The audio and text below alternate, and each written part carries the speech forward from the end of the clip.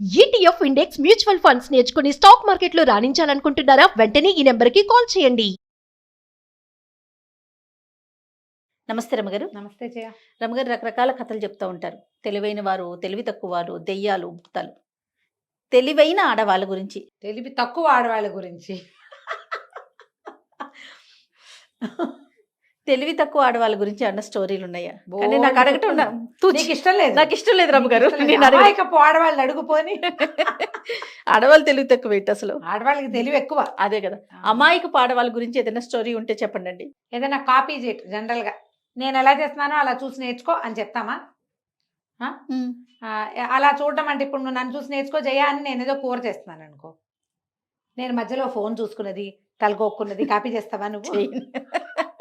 వాళ్ళు పరమానంద శిష్యులు అవుతారు. పరమానంద శిష్యులు ఏం చేస్తారు? నుంచున్నది, ముక్కు కోక్కున్నది, తలకొక్కున్నది, చీర కొంగ అటు ఇటు సవరించుకున్నది, చీర సవరించుకున్నది, అవన్నీ కూడా కాపీ చేస్తారు. భలే సిరీస్ కదా రమ్మగారు. పరమానంద శిష్యులు సూపర్. అయితే అంత తెలివైన ఒక అమ్మాయి గురించి చెప్తాం. ఓ సూపర్. ఓ పల్లెటూరులోనట ఏదో బ్రాహ్మణ సమాజమే ఒక పల్లెటూరు ఇళ్ళు వరుసగా ఇళ్ళు ఉన్నాయి. ఆ ఇంట్లో ఒక ఆయన భర్త గారికి గారెలు తినాలనిపించింది. ఆ పిల్లకు ఒక 24-22 ఏళ్ళలో ఉండుంటాయి. అంతకుముందు అంతా అత్తగారు ఉండేవారు, అత్తగారింట్లో ఉండేవారు. అత్తగారు లేరు ఇప్పుడు. ఆయన ఆవిడ ఇద్దరే ఉన్నారు. ఏమే గారెలు తినాలనుంది, సామాన్లు పట్టుకొస్తాను, గారెలు చేయవే అన్నాడు. అనేసరికి భార్య సరేనన్నది. ఆయనేమో మినపప్పు అవి పట్టుకొచ్చి పడేసాడు ఇంట్లో. ఈ పూట చేసేయి అన్నాడు. పొద్దున్నే చెప్పాడు. ఏం చెయ్యాలి? మనకు రాదు. అత్తగారికి తెలుసు, అత్తగారు లేదు. గారెలు ఏనాడు అమ్మాయి ఆ మడి కట్టుకుని అక్కడ ఏంటంటే వాళ్ళ ఈ ఇళ్లలో పనులు రాపోవడానికి మడిలో చెయ్యాలనుకో, మడిలో యువతలు పై పనులు సవరిస్తారు ఈ పిల్లలు కోడళ్ళు. అత్తగారే మడిలో పప్పు నానబోసుకుని పప్పు రుబ్బేసి గారెలు వేసేసి పళ్ళెల్లో పెడుతుంది. ఓహో. దేవుడికి నివేదన చేశాక బయటకు వస్తాయి. ఈ మడిలో చేసే వ్యవహారం మడి లేని వాళ్ళకి తెలియదు, చేయలేకపోతారు. వాళ్ళకి తెలియదుగా, ఈ పిల్లకి తెలియదు. ఈనాళ్ళు అత్తగారు యాక్టివ్గా పనిచేసేది. ఈ పిల్లకి పై సర్దటం, సాయంకాలపు వంట వల్ల కూర నార పచ్చడి నూరటం వల్ల అవి వచ్చు. ఈ గారెలు పాయసము లాంటి పెద్ద పెద్ద వ్యవహారాలు అత్తగారే హ్యాండిల్ చేసి అదేమిటో ఈ అమ్మాయికి తెలియదు. అత్తగారు తూర్పు తెల్లవారుగానే మడి కట్టుకునేది, ఆవిడ పొద్దునే మినపప్పు నానబోసుకునేది, 11 గంటలకు రుబ్బేది చేసేది. మనకేమొచ్చు? ఏమీ రాదు. ఈ పిల్ల ఏం చేసింది? పక్కన ఒక మామగారు ఉన్నారు. ఆ మామగారు భర్త లేరు, ఆవిడకి తల కూడా లేదు. ఆ కాలం అన్నమాట. జుట్టు లేదు. జుట్టు లేదు. ఆవిడని మామగారు గారెలకి ఏం చేయాలండి అంది. ఏముందే, ఓ సేరుం బాతికో ఎంతో ఉద్దిపప్పు నానబోయి అంది. పోసి అని ఆవిడ అనే లోపల సరే అని పెళ్ళి వెళ్ళిపోయింది. ఏం చేసింది? ఆయన భర్త తెచ్చాడు కదా సేరుం బావో ఎంతో ఉంది, అది అంత డబ్బాడు నీళ్ళల్లో పోసేసింది. ఏవో పనులు చేసుకుంది. గారెలు అవ్వవే, ఉట్టిపప్పుకే. మళ్ళీ వెళ్ళింది. మామగారు గారెలు ఎలా చేయాలంటే ఏదో చెప్పారు పొద్దున. పప్పు నానబోసి పప్పును వడబోసేయాలి, వడేసి అంది ఆవిడ. వడేసేయాలి అంతే. ఎస్, పరిగెత్తుకుంటూ వెళ్ళిపోయింది. అప్పుడు వెళ్ళిపోయి ఏం చేసింది? పొద్దున నానబోసిన పప్పుని వడబోసేసి ఒక బుట్టలో పెట్టింది. మధ్యాహ్నం అవుతుంది, భర్త వచ్చేస్తాడు. చూస్తే వడబోసిన అట్లాగే ఉన్నాయి, గారెలు అవ్వట్లేదు. ఓహో, మళ్ళీ వెళ్ళింది మామగారి దగ్గరికి. మామగారు గారెలు అన్నారు, వడపోసానండి, గారెలు అవ్వలేదని. దీంతో పదేగా దాన్ని అని ఈవిడ చెప్పే లోపల అది వింటల్లా. ఆవిడకి ఒళ్ళు మండిపోయింది.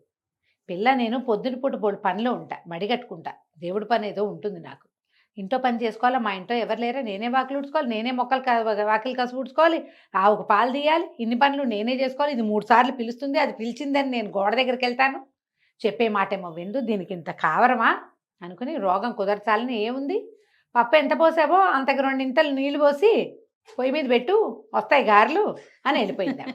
ఆవిడ ఇదంతా ఆలోచించి ఏం చేసింది? అలాగే అన్నము కూర వండేసింది, పక్క పెట్టింది. ఇంకా గారెలే కదా, మినపప్పు ఎంత పోసాం? సేరుం బాతిగా 2 సేరుం బాతికలు నీళ్ళు పోసి గిన్నెత్తి పొయ్యి మీద పెట్టింది. పొయ్యి ఆరేదాకా ఉంది. గారెలు అయిపోతాయి అనుకుంటుంది. మూత పెట్టేసింది. మనకి ఇప్పుడు గ్యాస్ స్టవ్ అనుకో, కళపెళ్ళలాడి కొంతసేపటికి పళ్ళెని తోసేసి నురుగొచ్చేస్తుంది. అవును. పూర్వకాలపు పొయ్యిలు ఏముంది, మనం ఎగసం దొరికిపోతే మంట నిదానంగా చల్లారిపోతుంది. అవి ఉన్న వేడే, కొత్త వేడి రాదు ఇంక అందులో. మధ్యాహ్నం అయిపోయింది, భర్త వచ్చేసాడు. ఏమే అయినాయి గారెలు అంటే అయ్యే ఉంటాయి అంది. అయ్యో, సరే ఏమిటో అంటోందిలే అని పెట్టేయి అన్నాడు. ఈవిడ ఏం చేసింది, ముందు కంచం పెట్టింది, పప్పు కూర వేసింది. ఆయన అన్నం తిన్నాక ఈవిడ ఒక బౌల్ పట్టుకొచ్చింది, చేతిలో పెట్టింది. పట్టుకోటి బౌల్లో గారెలు తెచ్చిపోస్తానంది. తెచ్చిపోసటం ఏమిటో ఈయనకి అర్థం కాల. ఆ అమ్మాయి ఏం చేసింది, పొయ్యి మీద నుంచి గిన్నె దించి గరిటె పెట్టి కలిపి ఇదిగోండి అని పోసింది. పిండి పోసింది. తెల్లపోయి ఇవేమిటే ఇదే పనే అన్నాడు. ఏమోనండి మామగారిని అడిగాను, ఇదేట గారెలు పొయ్యి మీద పెట్టమన్నారు, పెట్టాను అనగానే ఏమిటి మినపప్పు ఉడకబెట్టావేమిటే, నీ గుర్తు లేదా, మా అమ్మ గారెలు చేసేదే పెట్టా ఉంటేవే విరిస్తే విరగాలి, కరకరలాడాలి, బంగారపు రంగు రావాలి, ముదురు బంగారపు రంగు, ముదురు బెల్ల 3-4 రంగులు వర్ణించాడు ఈయన. నాకు తెలీదు, మా అమ్మగారిని అడిగా, పప్పు పోయి అన్నారు, వాడే అన్నారు, పొయ్యి మీద పెట్టు అన్నారు. నీళ్ళలో పొయ్యి మీద పెట్టమంటే నీళ్ళు పోసి పొయ్యి మీద పెట్టు. నేను అన్నాడు అట్టా కాదు, మొదటి నుంచి చెప్పన్నాడు. పప్పు వాడేయమని నానబోయమన్నప్పుడు వచ్చేసా, వాడేయమన్నప్పుడు వచ్చేసా, 3వ పని చేశా అనగానే ఉన్నాడు. చిచ్చి అట్లా కాదు, పిచ్చి పని చేస్తావు, పప్పు అంతా పాడు చేస్తావు, నీ మొహమండ అని తిట్టిపోసాడు. ఒళ్ళు దగ్గర పెట్టుకుని సరిగ్గా కనుక్కొని చెయ్యి అని కేకలేసాడు. నూనె తెచ్చా కదా, నూనె పొయ్యి మీద పెట్టి వెయ్యాలి అనేసరికల్లా సరే అయ్యింది. సరేనండి. ఆ పూట అంతా తిట్లు తింది, కాసేపు ఏడ్చింది.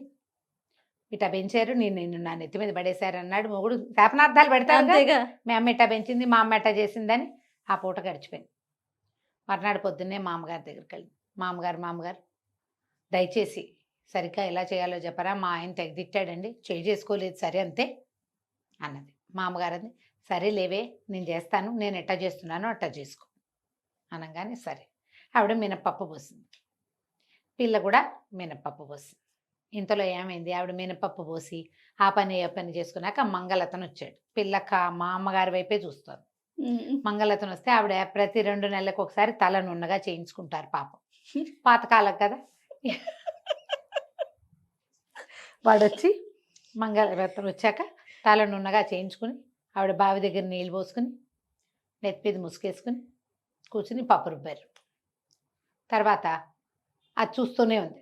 పప్పు రుబ్బిన తర్వాత పొయ్యి మీద నూనె పెట్టి గారెలు వేశారు. సేమ్ డిట్టో మామగారు లాగానే చేయాలి. ఈ అమ్మాయి ఇంట్లోకి వెళ్ళింది, పప్పు కడిగి అక్కడ పెట్టుకుంది.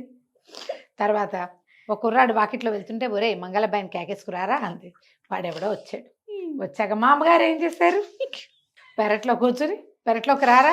వాడికి అర్థం కాలే, ఏం చేస్తున్నామో తెలియటల్లా, కానీ ఆవిడ తల తీసేయరా అంది. అయ్యింది. అక్కడి నుంచి స్నానం చేసింది బావి దగ్గర. మామగారు బావి దగ్గర స్నానం చేశారు. ఈవిడ కూడా చేసింది. అక్కడి నుంచి ఒక తెల్లటి చీర అత్తగారిది ఉంది లోపల, ముసుకేసుకుని పప్పు రుబ్బుతోంది. ఈ లోపల ఏమైంది, భర్త గారు ఎక్కడికో వెళ్ళి పక్క ఊరు యాయవారానికో దేనికో శేషానికి వెళ్ళాడు. లోపలికి వచ్చాడు. వస్తే వెనక నుంచి చూసేసరికల్లా పొయ్యి దగ్గర రోల్ దగ్గర కూర్చుని పప్పు రుబ్బుతున్న వాళ్ళు కనపడ్డారు. వెనక నుంచి చూసాం, పక్కింటి మామగారు అనుకుని, అదేమిటే తయారు అట్టా చేస్తున్నావు, పక్కింటి మామగారిని అడిగి చేయించమన్నాను కానీ మామగారినే కూర్చోబెట్టి చేయిస్తావుటే అన్నాడు. అనేసరికల్లా ఈవిడమ్మ ఏం చేసి వెనక్కి తిరిగి, మా అమ్మగారితో ఎందుకు చేయిస్తానండి, ఆవిడ చెప్పినట్టే చేస్తున్నాను, నేనే చేస్తున్నా కాదు అంది. నిర్ఘాంతపోయాడు. ఏమిటా ఈ తెల్లచీర ఏమిటే నువ్వు అన్నాడు. తీరా చూస్తే జుట్టేది, జుట్టు లేదు, బొట్టు లేదు, కూర్చునుంది. బొట్టు మామగారు పెట్టుకోలేదు. ఆవిడ ఏం చేస్తే అది చెయ్యాలి కదా. అదే కదా. నిర్ఘాంతపడి పోసి, నీ కడుపు పొడక ఇట్లా తయారయ్యేమేమిటి, పునిస్త్రీ దానివి, ఇదేమిటే అన్నాడు.